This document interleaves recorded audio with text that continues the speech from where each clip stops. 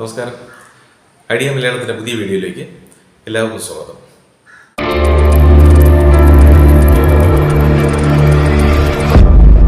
നമുക്ക് നേരെ വീഡിയോയിലേക്ക് പോകാം.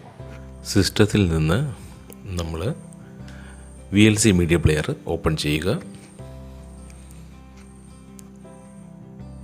ലെഫ്റ്റ് സൈഡിൽ മുകളിൽ മീഡിയ എന്ന് പറയുന്ന ടാബിൽ ക്ലിക്ക് ചെയ്യുമ്പോൾ നമുക്ക് ഓപ്പൺ ക്യാപ്ചർ ഡിവൈസ് എന്നൊരു മെസ്സേജ് കിട്ടും, ഒരു ഓപ്ഷൻ കിട്ടും.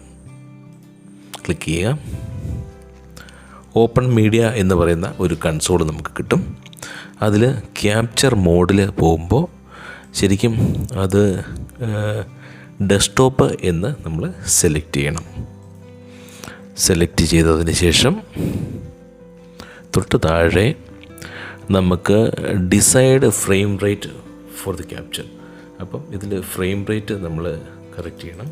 അതിൽ ഞാനിവിടെ ഇപ്പോൾ ഫ്രെയിം റേറ്റ് 30 സെറ്റ് ചെയ്യുന്നത്. തൊട്ട് താഴെ പ്ലേ എന്ന് പറയുന്ന ഒരു ബട്ടൺ കാണാം. അതിൻ്റെ ഡ്രോപ്പ് ഡൗണിൽ ക്ലിക്ക് ചെയ്തിട്ട് അത് കൺവേർട്ട് എന്ന് സെലക്ട് ചെയ്യണം. അടുത്ത കൺസോളിലേക്ക് പോകും. കൺവേർട്ട് എന്ന് പറയുന്ന ഹെഡിങ്ങുള്ള ഒരു കൺസോളിലേക്ക് വരും. അതിൽ നമുക്ക് നോക്കാം, ഇവിടെ പ്രൊഫൈൽ എന്ന് കാണിക്കുന്ന ഒരു പോയിന്റിൽ റൈറ്റ് സൈഡിൽ ഡ്രോപ്പ് ഡൗൺ ഉണ്ട്. അതിൽ നമുക്ക് വീഡിയോ ഫോർ യൂട്യൂബ് HD എന്ന ഓപ്ഷൻ സെലക്ട് ചെയ്യണം. എന്നിട്ട് അതിൻ്റെ റൈറ്റ് സൈഡിലായിട്ട് ഇങ്ങനെ ഒരു ഇത് കണ്ടോ, ജസ്റ്റ് ഒന്ന് ക്ലിക്ക് ചെയ്യുമ്പോൾ നമുക്ക് കുറച്ച് ഓപ്ഷൻസ്, വീഡിയോയുടെ പല ഫോർമാറ്റുകൾ കാണും. അതിൽ MP4/MOV എന്ന് സെലക്ട് ചെയ്യണം.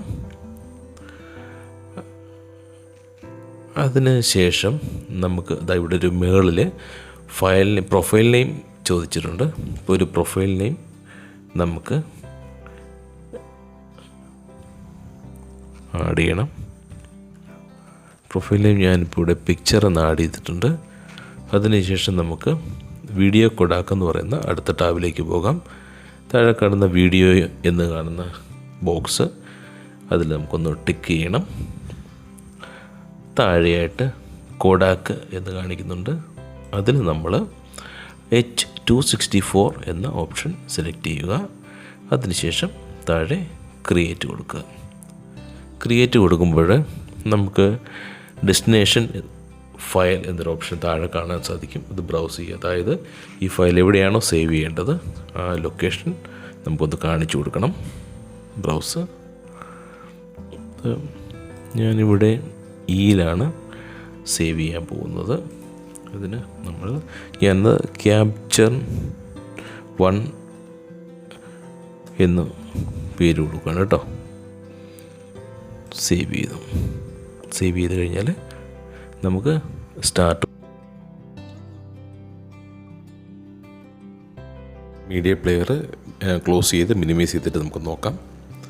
കണ്ടോ, നോക്കുമ്പോൾ മുകളിലായിട്ട് നമ്മൾ സേവ് ചെയ്ത ഫയല് നമുക്ക് കൃത്യമായിട്ട് കാണാൻ സാധിക്കും. അപ്പോൾ ഇങ്ങനെയാണ് സ്ക്രീൻ ക്യാപ്ചറിങ്. ഇനി നമുക്ക് ഈ ഫയൽ ഇവിടെ നിന്ന് ഓപ്പൺ ചെയ്ത് നമ്മളുടെ ആവശ്യാനുസരണം തീർച്ചയായിട്ടും ഉപയോഗിക്കാൻ സാധിക്കുന്നതാണ്. ഈ വീഡിയോ എല്ലാവർക്കും ഇഷ്ടമായെന്ന് കരുതുന്നു. ഈ വീഡിയോയിൽ എന്തെങ്കിലും ഡൗട്ട്സ് ഉണ്ടെങ്കിൽ നേരെ കമൻറ്റിൽ വരാവുന്നതാണ്. പുതിയൊരു വീഡിയോയുമായി വീണ്ടും വരാം. അതുവരെ ബൈ.